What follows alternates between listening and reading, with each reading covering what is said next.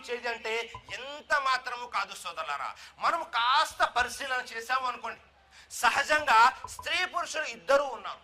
వీరిలో బలహీనంగా ఉన్నటువంటి స్త్రీపై అనాదిగా బలవంతులు అయినటువంటి జ్ఞానం లేనటువంటి పురుషులు వారిపై దౌర్జన్యాలు చేస్తూ వచ్చారు, వారిపై అమానుషాలు చేస్తూ వచ్చారు, వారిపై అత్యాచారాలు అఘాయిత్యాలు చేస్తూ వచ్చారు. ఇలా చేసిన ప్రతిసారి ఏం జరుగుతుంది అంటే సమాజంలో కొంతమంది స్త్రీలకి హక్కులు కల్పించాలి అని, మరికొంతమంది స్వార్థంతో, మరికొంతమంది సమాజ శ్రేయస్సుతో కొన్ని విప్లవాలను తీసుకువచ్చి స్త్రీల యొక్క హక్కుల గురించి ప్రయత్నాలు చేశారు. మరి వీరిలో ఎవరైనా సఫలీకృతులు అయ్యారా అంటే నిర్మోహమాటంగా చెప్పవచ్చు, ఎవ్వరూ సఫలీకృతులు కాలేదు.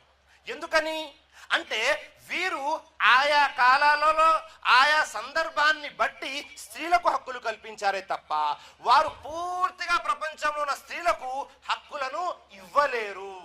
మరి ఏ హక్కులైతే ఇస్లాంలో చెప్పబడినవో, ఇవి మనుషుల కొరకు ఏర్పాటు చేసుకున్నటువంటి హక్కులు కాదు. ఒక మనిషి మరొక మనిషికి ఇచ్చినటువంటి హక్కు కాదు, మనలందరినీ పుట్టించిన మన సృష్టికర్త ఇచ్చినటువంటి హక్కులు.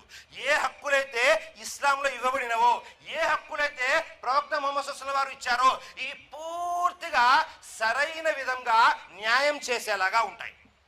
అందులో ఉన్నటువంటి న్యాయము మీకు అర్థం కావటం లేదు, అది వేరే విషయం. అందులో ఉన్న వివేకము మన ఈ బుర్రలకి అర్థం కావటం లేదు, అది వేరే విషయం. ముస్లింలలో కొంతమంది వాటిని ఆచరించట్లేదు, అది వేరే విషయం.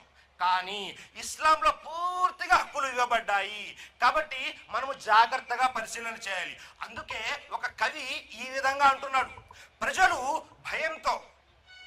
ప్రజలు తండోపతండాలుగా విరగబడుతున్నారు, కంగారుతో భయంతో గుసగుసలాడుతున్నారు, విజ్ఞానవేత్తలు నాగరికత పైటోలు వలుస్తున్నారు, మనుష్య భక్తులు నేడు సంకలు గుద్దుకుంటున్నారు, అమాయక జీవులు రొమ్ములు వాదుకుంటున్నారు, పార్టీలకు అమ్ముడుపోయినటువంటి మీడియా మిత్రులు పాత సంఖ్యలు తీసి స్త్రీలకు తగిలించారు ఆధునిక శృంఖాలు, సత్యమేది అసత్యమేది అనే తెలియనటువంటి అయోమయంలో.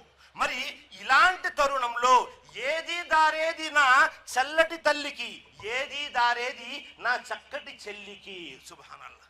చూసారా, మనం అందరము కూడా అనుకుంటూ ఉన్నాము ఏమని, ఇప్పుడు బయట ఏదైతే జరుగుతూ ఉందో అభివృద్ధి, దీని ద్వారా స్త్రీకి లాభం జరుగుతుంది అని. ఎంత మాత్రము కాదు సోదరులారా, ఎంత మాత్రము కాదు.